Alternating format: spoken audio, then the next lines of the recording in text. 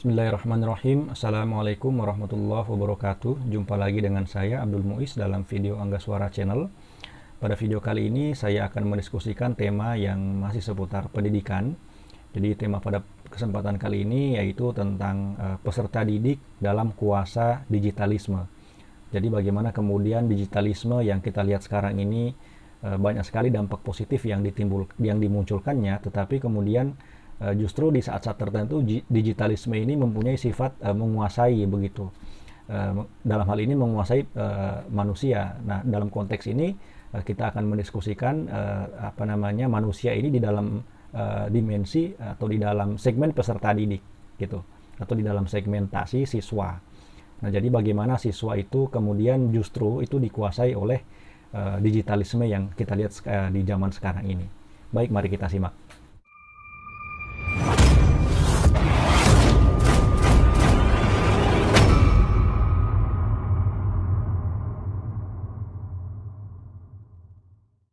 Hari ini kita melihat ya, atau sering melihat di sebagian besar masyarakat kita, di mana masyarakat kita itu cenderung melihat atau ingin menyimak berita-berita atau informasi-informasi yang ingin dia lihat dan dia dengar.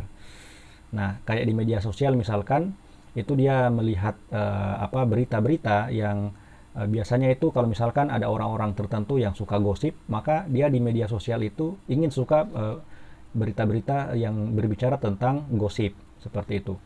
Ada juga yang lain yang suka sejarah atau tentang interaksi-interaksi yang sifatnya itu ilmu pengetahuan, maka orang tersebut juga hanya mengakses informasi yang sifatnya pengetahuan. Nah, akan tetapi di Facebook misalkan atau di media-media sosial yang lain seperti Twitter maupun Instagram dan seterusnya, informasi-informasi yang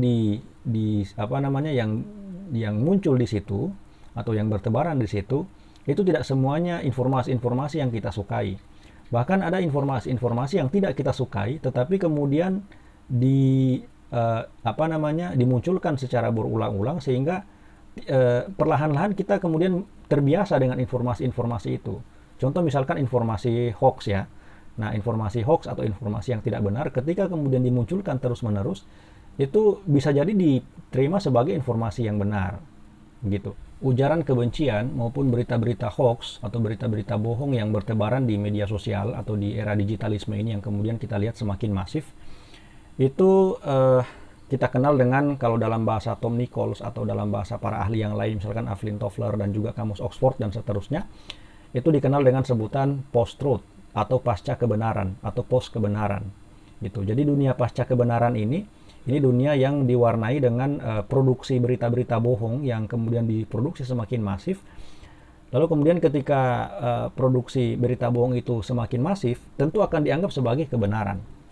Apalagi di kalangan orang-orang awam ya, minta maaf, ini orang-orang yang kemudian tiba-tiba bisa mengakses media sosial yang sebelumnya dia tidak bisa menyaring apakah ini benar atau tidak, apakah informasi ini benar atau tidak gitu. Nah, dan ini juga saya kira berbahaya bagi para siswa ketika tidak diajarkan bagaimana siswa ini harus bijak untuk menyaring informasi-informasi yang ada di media sosial gitu ya, khususnya yang muncul di Facebook dan seterusnya.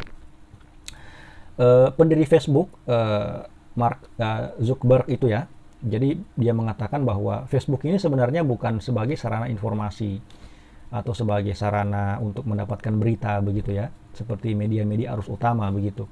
Nah, tapi Facebook ini kalau dalam bahasa sederhananya itu seperti kelab malam. Jadi bagaimana orang-orang ketika berinteraksi di Facebook itu mendapatkan kesenangan, mendapatkan hiburan, untuk bisa bersenang-senang dan seterusnya. Nah, sebenarnya Facebook itu diproduksi atau diciptakan untuk tujuan seperti itu, kata Mark ya, kata pendirinya. Jadi bukan untuk mendapatkan informasi, tapi hanya untuk sekedar bersenang-senang saja di Facebook itu. Nah, akan tetapi menurut para ilmuwan, ternyata Facebook itu tidak hanya sekedar tempat untuk bersenang-senang saja. Facebook itu justru menurut para akademisi ya, yang beranggapan bahwa Facebook itu justru tempat beredarnya atau tempat bersemainya atau tempat tumbuh suburnya itu berita-berita palsu, ujaran-ujaran kebencian, informasi-informasi sesat dan seterusnya, hal-hal buruk yang lain. gitu. Jadi Facebook itu tempatnya hal-hal seperti itu, mulai ujaran kebencian, informasi-informasi hoax. Lalu kemudian ini tentu menimbulkan bias. Maksud saya bias ini, Facebook ini justru bukan hanya sebagai sekedar untuk mencari kesenangan belaka, tetapi ketika orang mengakses Facebook, justru dia di sana itu akan menerima informasi-informasi yang sifatnya itu ujaran kebencian, saling menghujat antara kelompok yang satu dengan kelompok yang lain, dan itu pemiliknya itu tidak punya wewenang yang sangat kuat begitu untuk menyaring berita-berita bohong itu dan ujaran-ujaran kebencian seperti yang kita lihat sekarang ini di Facebook. Dan ini tentu membahayakan moralitas para siswa begitu ya. Banyak sekali kita melihat misalnya siswa yang kemudian ketika dia sudah terlena dengan Facebook itu kemudian menjadi korban gitu, baik itu korban pergaulan bebas, free sex dan seterusnya. Jadi dia kemudian mendapatkan kenalan baru di Facebook, lalu kemudian meet up atau ketemuan, lalu kemudian terjadilah hal-hal yang kita tidak inginkan bersama gitu, dan itu dia dapatkan semua itu, dia menjadi korban dari semua itu berawal dari ketika dia mengakses Facebook gitu. Artinya saya tidak menyalahkan Facebook ya, karena memang mau tidak mau juga kita juga harus mengakui bahwa memang Facebook itu menyediakan informasi-informasi juga dari teman-teman kita misalnya, walaupun memang hanya berapa persen hal-hal positif yang kita dapatkan dari Facebook.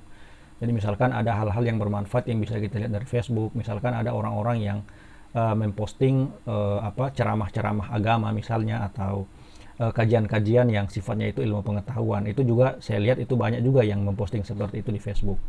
Ada juga yang misalkan dia bertemu dengan teman lama di Facebook yang sejak SMA itu tidak ketemu. Nah, itu saya kira beberapa hal yang positif, tapi hanya sekian persen saja.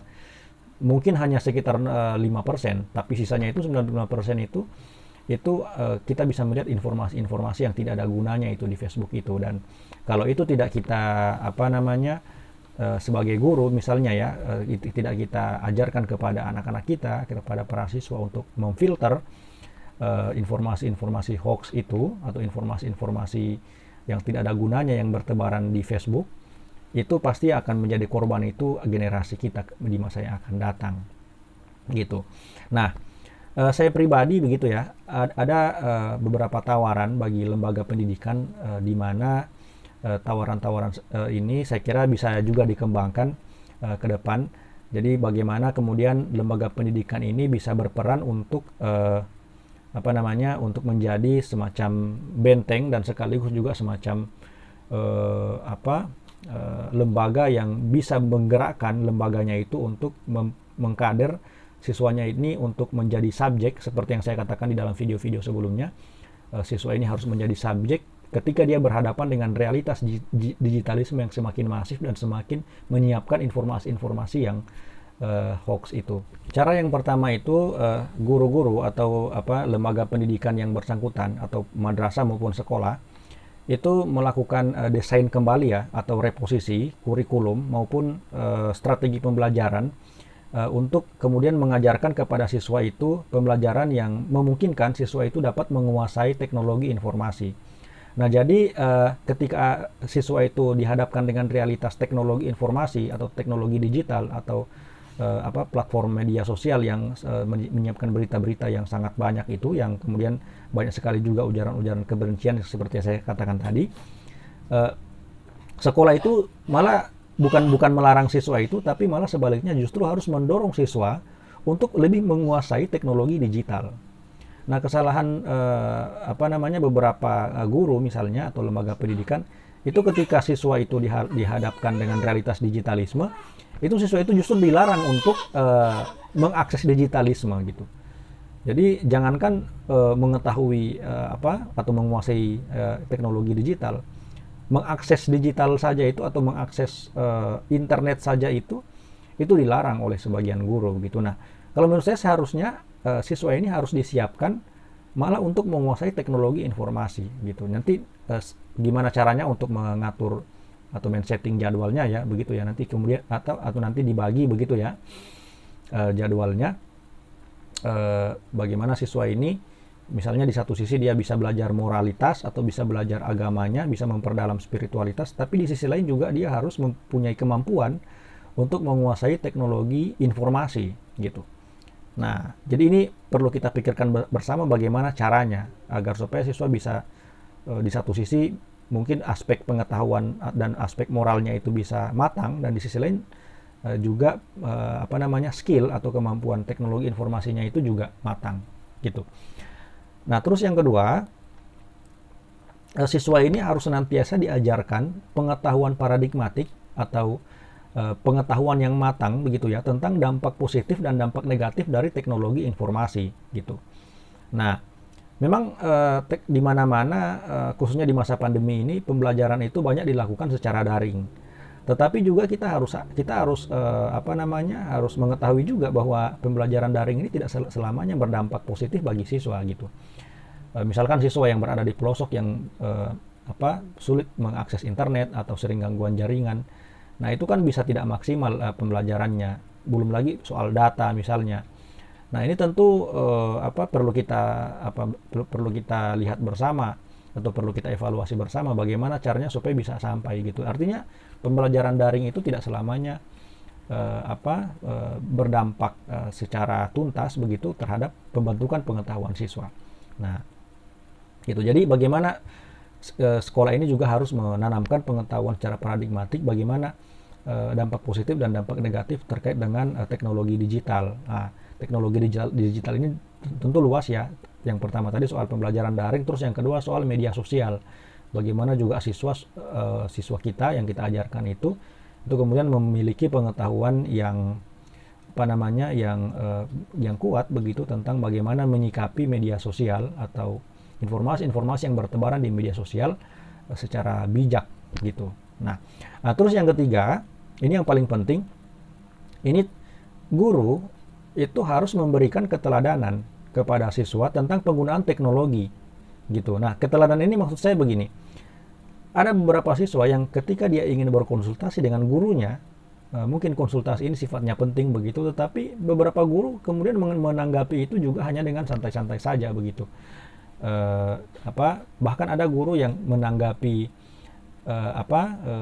pertanyaan siswa itu dengan menekan HP misalkan atau dengan lihat-lihat HP. Nah, kata budayawan Sujiwo Tejo itu ketika orang ingin mengajak bercerita, ingin mengajak ngobrol tapi lawan bicaranya itu sedang megang HP, itu lawan bicaranya itu sama sekali tidak beretika begitu.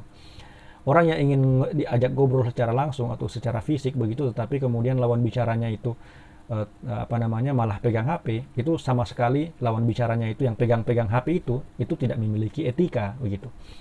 Nah, ini juga saya kira yang harus diajarkan oleh guru, bagaimana guru harus memberikan keteladanan kepada siswa. Gitu. Jangan misalkan guru ketika di kelas atau dalam proses belajar mengajar itu kemudian berbuih-buih atau berbusa-busa mengajarkan tentang dampak positif dan negatif teknologi digital dan media sosial, tetapi guru itu sendiri tidak memberikan contoh yang baik kepada siswa. Gitu. Jadi di saat siswa bertanya misalnya tiba-tiba guru pegang HP, atau di saat siswa ingin mengajak berdiskusi, di saat yang sama guru juga pegang HP dan kemudian menanggapi diskusi atau menanggapi pertanyaan dari siswa itu dengan acuh tak acuh, lebih fokus kepada HP-nya, dan ini juga saya kira berbahaya sekali gitu. Nah, keteladanan ini saya kira sangat penting yang harus diajarkan oleh guru atau personalia pendidikan atau bahkan kepala sekolah kepada para siswa agar supaya bagaimana siswa ini bisa menjadikan gurunya itu sebagai teladan gitu. Jadi bukan cuma penjelasan-penjelasannya saja yang harus didengarkan, tetapi juga keteladanan guru itu yang harus dilihat oleh siswa, karena sebanyak apapun atau sepanjang apapun penjelasan guru, tetapi kalau tidak ada keteladanan dari guru itu sendiri, maka itu sama saja dengan omong kosong. Siswa tidak akan mendengarkan apa yang disampaikan oleh guru. Gitu. Baik, itu dulu yang dapat saya sampaikan. Kita ketemu lagi pada video-video berikut. Saya Abdul Muiz, terima kasih telah menyimak. Assalamualaikum warahmatullahi wabarakatuh.